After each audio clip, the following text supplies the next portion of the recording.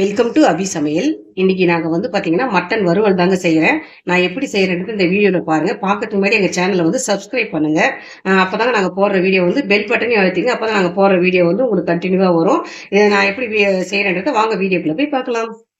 வந்து ஒரு குக்கர்ல வந்து நான் 1/4 கிலோ மட்டன் எடுத்திருக்கேன். நான் அது போட்டிருக்கேங்க.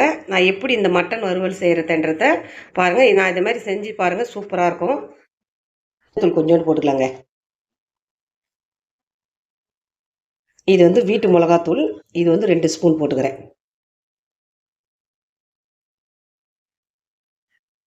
இப்போ வந்து உப்பு. இப்போ பாருங்க, எல்லாம் போட்டாச்சு. மஞ்சத்தூள், மிளகாத்தூள், அப்புறம் வந்து உப்பு போட்டேன். இப்போ வந்து 1 டம்ளர் தண்ணி ஊற்றிக்கிறேங்க. இப்போ வந்து லைட்டாக ஆயில் ஊற்றிக்கலாம். ஏன்னா பொங்கி இதுவாகிடும். அதனால் இப்போ கொஞ்சமாக ஆயில் ஊற்றிக்கலாங்க. இப்போ பாருங்க, இது வந்து ஒரு 5 விசில் வைக்கலாங்க. வச்சிட்ட பிறகு நம்ம இதை தாளிச்சிக்கலாம். மட்டன் வந்து 5 விசில் வச்சுட்டேங்க. இப்போ வந்து நான் தாளிச்சிக்கிறேங்க. ஃபஸ்ட்டு வந்து ஒரு கடாய் வச்சுக்கலாங்க. ஆயில் வந்து திட்டமாக ஊற்றிக்கலாம். ஏன்னா மட்டன் கொஞ்சம் ஆயிலாக தான் இதுவாக இருக்கும். அதனால் ஆயில் வந்து கொஞ்சம் திட்டமாக ஊற்றிக்கலாம். 2 பட்டை, 2 லவங்கம். இப்போ வந்து பிரிஞ்சி இலை வந்து ஒரு 2 போட்டுக்கலாம் கொஞ்சோண்டு. அப்புறம் ஒரே ஒரு பெரிய வெங்காயம்.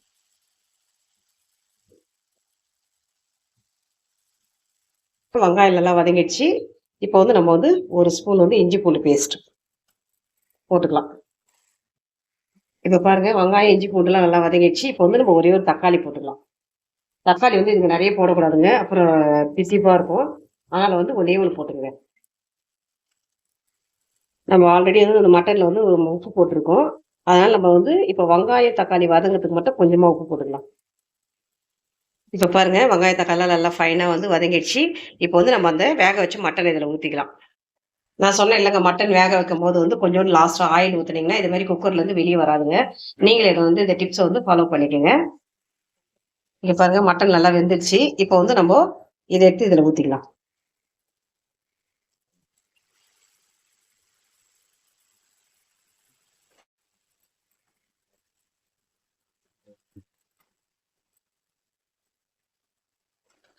மட்டன் எடுத்து இதில் ஊற்றிட்டேன். நல்லா இது இன்னும் கொஞ்சம் நல்லா சுண்டி வந்த பிறகு பார்க்கலாங்க. இப்போ பாருங்க, இப்போ நான் மூடி வச்சுட்டேன். ஒரு 10 நிமிஷம் கழிச்சு பார்க்கலாங்க. கொஞ்சமாக தண்ணி சுண்டிது. நாங்கள் இன்னும் ரொம்ப ட்ரையாக பண்ண போகிறோம்.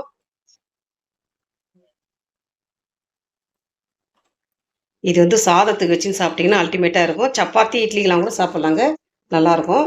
இருங்க, இன்னும் ஒரு 10 நிமிஷம் கழிச்சு இதை பார்க்கலாம். மட்டன் வந்து சுண்டிடுச்சு.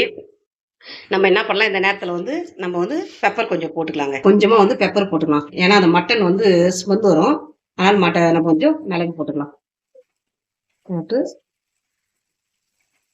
இது பாருங்க, எவ்வளோ சூப்பராக இருக்குது. இது வந்து சுட சுட சாதத்துக்கு நீங்கள் செஞ்சு பாருங்க. இது ஒரு 5 நிமிஷம் தான் போதும். மிளகு தூள் போட்டு இப்போ வந்து நம்ம கொத்தமல்லி கொஞ்சம் போட்டுக்கலாங்க